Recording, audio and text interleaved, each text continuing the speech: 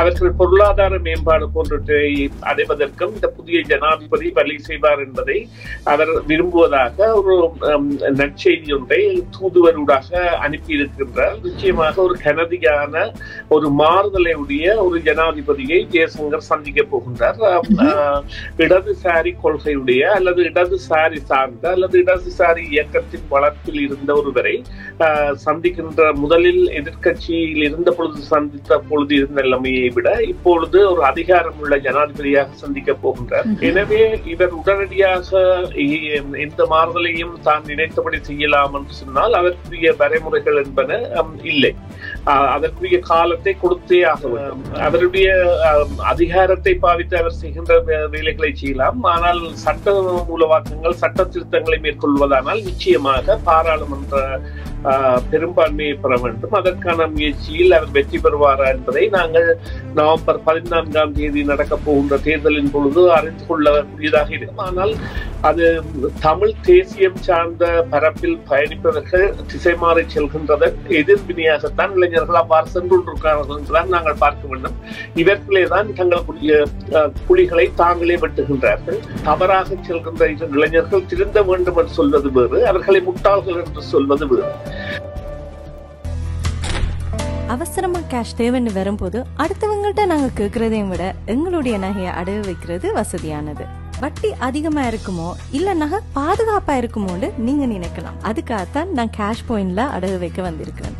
மிக குறைந்த வட்டி, லாக்கர்ல வைக்கிற மாதிரி நகைய பாதுகாப்பா வச்சிருக்காங்க. இதை விட என்னங்க வேணும்? Cash point, money transfer, currency exchange, cheque cashing, cash for gold, gold loans அனைத்துக்கும் கேஷ் பாயிண்ட். வணக்கம் நேயர்களே, மீண்டும் மற்றொரு செய்தியின் பின்னணி நிகழ்ச்சியில் உங்கள் அனைவரையும் சந்திப்பதில் மிக்க மகிழ்ச்சி அடைகின்றோம். இன்றைய தினம் பேச போன்றோம் என்னவென்றால் 3ஆம் சார்ல்ஸ் மன்னர் புதிய ஜனாதிபதி அனுரகுமார திசாநாயக்கவிற்கு வாழ்த்துக்களை தெரிவித்திருக்கின்றார். இது போன்ற முக்கியமான தகவல்களை கேட்டறிவதற்காக சுரேஷ் சர்மாவை இணைத்துக் கொள்ள போன்றோம். வணக்கம் சுரேஷ் சர்மா. வணக்கம் சுதர்ஷினி. வணக்கம் நேயர்களே. ஆமா, மீண்டும் வரவேற்கின்றோம் உங்களை நிகழ்ச்சிகளுக்கு. 3ஆம் சார்ல்ஸ் மன்னன் இலங்கையின் முதலாவது, அதாவது இலங்கையின் 9வது நிறைவேற்று அதிகாரம் கொண்ட புதிய ஜனாதிபதி அனுரகுமார திசாநாயக்கிற்கு வாழ்த்துக்களை தெரிவித்திருக்கின்றார். இந்த வாழ்த்து செய்தியை பற்றி குறிப்பிட முடியுமா? நிச்சயமாக இந்த அரச தலைவர்கள் தெரிவித்து வருகின்ற வாழ்த்துக்களின் அடிப்படையில் இலங்கை என்பது பிரித்தானியாவின் இறையாண்மைக்கு உட்பட்ட ஒரு நாடாக இருந்தது. இப்பொழுது பொதுநல நாடுகள் அமைப்பில் இருக்கின்ற நான் அலையன்ஸ் எனப்படுகின்ற நாடாக இருந்தாலும் இங்கிலாந்துடனான அது தொடர்பு என்பது பரந்துபட்டது, பூர்வீக தொடர்புகளை கொண்டது. எனவே அவ்வாறான ஒருவரிடமிருந்து ஒரு அக்கறையான வாழ்த்தாக இதனை நாங்கள் பார்த்துக் கொள்ள முடியும். அந்த வாழ்த்து செய்தியில் இலங்கையில் உள்ள அனைத்து மக்களும் ஒருமையாக வாழ்வதற்கும் அவர்கள் சுவீட்சமாக வாழ்வதற்கும் அவர்கள் பொருளாதார மேம்பாடு போன்றவற்றை அடைவதற்கும் இந்த புதிய ஜனாதிபதி வழி செய்வார் என்பதை அவர் விரும்புவதாக ஒரு நற்செய்தி ஒன்றை தூதுவரூடாக அனுப்பியிருக்கின்றார்.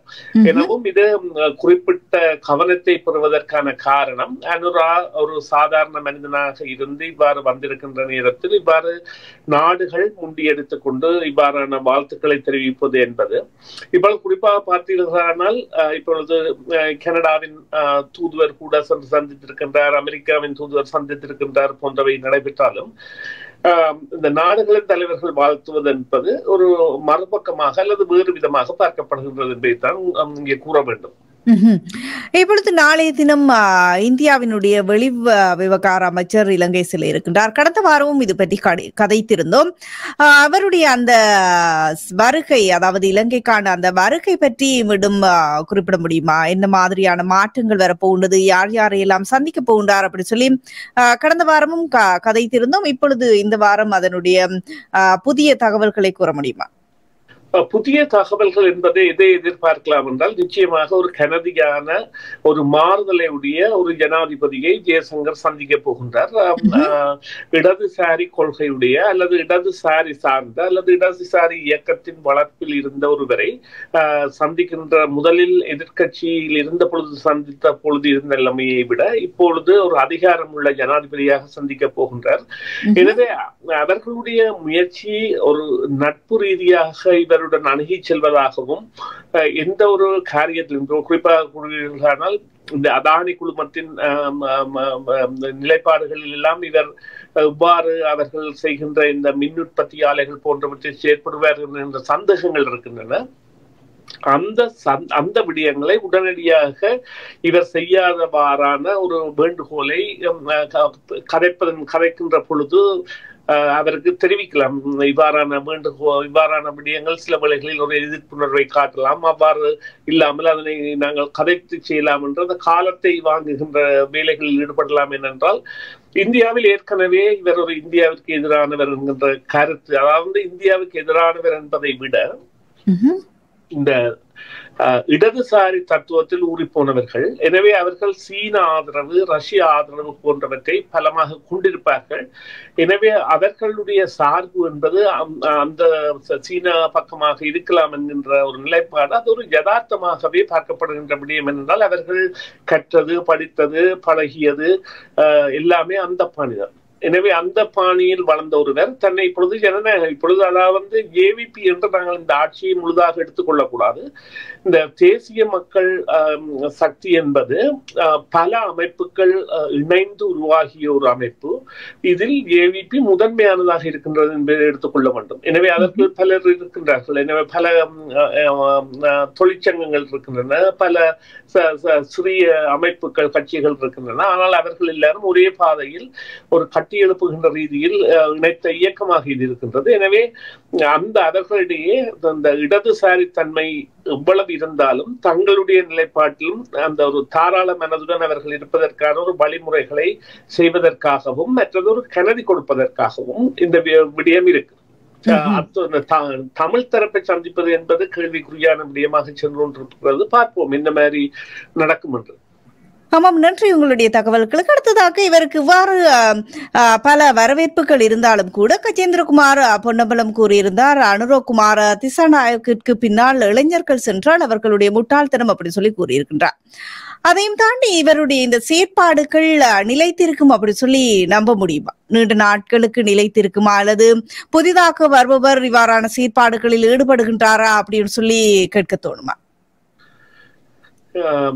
அதாவது அவருக்குரிய காலத்தை கொடுக்க வேண்டியதுதான் கடமை. இப்பொழுது கூறுங்கள், அதாவது 15% உள்ள சனத்தொகை உள்ள தமிழர்களும் ஒரு பெரும்பான்மையாக உள்ள சிங்களர்கள் மற்றும் முஸ்லிம்கள் மற்றும் எனப்படுகின்ற பரங்கியர்கள் போன்றவர்கள் எல்லாம் இருக்கின்ற ஒரு சமுதாயத்தில் அவர்கள் ஒரு பெரிய சக்தியாக இருப்பது என்பது வெள்ளிடை மலை.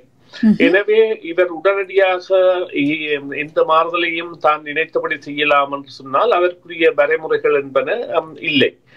அதற்குரிய காலத்தை கொடுத்தே ஆக வேண்டும். நாங்கள் முன்னரும் பல தடவைகள் பிரஸ்தாபித்திருக்கின்றோம். அதற்குரிய காலக்கெடு என்பது உடனடியாக கண்டுகொள்ள முடியாதது.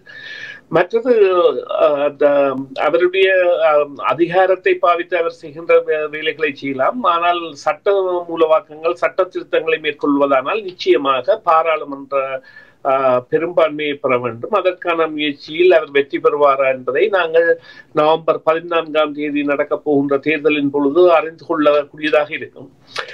மறுபக்கமாக இவர் கஜேந்திரகுமார் பொன்னம்பலம் கூறியது அவர் அவ்வாறு இளைஞர்களை எடை போடுவது தவறு என்று அவரே தெரிந்திருக்க வேண்டும். என்றால் வாக்கு விழுந்த வீதங்கள் வடக்கு கிழக்கில் எவ்வாறு இருந்தன என்பதை அவர்கள் பார்த்திருந்தார்கள். அவர் ஒரு புது கணக்கு கூறுகின்றார். அதாவது தாங்கள் வாக்களிக்க வேண்டாம் என்றதற்காக ஒரு சுமார் 30% மக்கள் வாக்களிக்கவில்லை என்று. ஆனால் அவர் தனது புத்தியை பாவிக்காத ஒரு மனிதனாக அதை கூறியிருக்கின்றார் என்றால் கடந்த தேர்தலின் பொழுது 27% மக்கள் வாக்களிக்கவில்லை. அப்பொழுது பார்த்தால் இந்த முறை 3% தான் அதிகமாக சென்றிருக்கிறார்கள். 3% என்று கூறுவது ஒரு 15,000 பேர் தான் இந்த முறை அது வாக்களிக்காமல் விட்டிருக்கிறார்கள். அவர்களுக்கும் வெறுப்பு, இந்த தமிழர் தரப்புகளிடையே ஏற்பட்ட போட்டிகள் மற்றும் பொது வேட்பாளர் போன்ற விடயங்கள் எல்லாம் இருந்திருக்கின்றன. எனவே அதற்குரிய கருத்து அவரை பொறுத்தது. அவர் செய்கின்ற அரசியல் அவருக்கு வளர்ச்சியை தருவதற்கான பாதையை அவர் தேடிக்கொண்டிருக்கின்றார். புறக்கணிப்பை மேற்கொண்டார். பிறகு இப்பொழுது அனுராவுக்கு பின்னால் இளைஞர்கள் சென்றால் முட்டாள்கள் என்றால் அங்கே இளைஞர்கள் சென்று கொண்டிருக்கின்றார்கள் என்பதன் அர்த்தத்தை அவர் புரிந்திருக்க வேண்டும். ஆனால் அது தமிழ் தேசியம் சார்ந்த பரப்பில் பயணிப்பவர்கள் திசை மாறி செல்கின்றதன் எதிர்வினையாகத்தான் இளைஞர்கள் இவர்கள் அவ்வாறு சென்று கொண்டிருக்கிறார்கள் என்றுதான் நாங்கள் பார்க்க வேண்டும். இவர்களே தான் தங்களுக்குரிய குழிகளை தாங்களே வெட்டுகின்றார்கள். ஆனாலும் அவர் அந்த வாக்காளர்கள் அல்லது மனித தன்மையுடன் அவர்கள் இருந்திருந்தால் தவறாக செல்கின்ற இளைஞர்கள் திருந்த வேண்டும் என்று சொல்வது வேறு, அவர்களை முட்டாள்கள் என்று சொல்வது வேறு. அல்லது நாங்கள் கொஞ்ச காலம் பொறுத்திருக்க வேண்டும், இளைஞர்கள் உடனடியாக இவ்வாறு செல்ல வேண்டாம் என்று சொல்வது வேறு. அதை விட அவர்களை முட்டாள்கள் என்று சொல்வது அவர் எதிர்ப்பாளிகளை சந்திக்கின்றார் என்பதன் தோற்றப்பாடுதான் இது. சரி, நன்றி. அந்த கேள்வி இன்றைய நிகழ்ச்சியின் நிறைவு கேள்வியாக அமைந்தது. நன்றி சுரேஷ் சர்மா, உங்களுடைய தகவல்களுக்கு கருத்துக்களுக்கு மீண்டும் ஒரு பொழுதில் சந்திப்போம். நன்றி, வணக்கம். நன்றி சுதர்ஷினி, நன்றி நேயர்களே, மீண்டும் ஒரு பொழுதில் சந்திப்போம். சிஎம்ஆர் யூடியூப் சேனலில் இணைந்திருக்கும் நேயர்கள் அனைவருக்கும் எமது நன்றி. காமெண்ட்ஸ் பகுதியில் உங்கள் கருத்துக்களை தெரிவிக்க தவறாதீர்கள். முக்கிய செய்திகள், காணொளி தொகுப்புகள், நேர்காணல் என பலதரப்பட்ட அம்சங்களையும் உங்களுக்காக தருகின்றது சிஎம்ஆர் யூடியூப் சேனல். சிஎம்ஆர் என்று சர்ச் செய்து எமது யூடியூப் சேனலை சப்ஸ்கிரைப் பண்ணுங்கள். உங்கள் உற்றார் உறவினர் நண்பர்களோடும் இந்த காணொளி தொகுப்புகளை பகிர்ந்து கொள்ளுங்கள். அருகில் இருக்கின்ற முக்கிய காணொளி தொகுப்புகளையும் தவறவிடாமல் பாருங்கள்.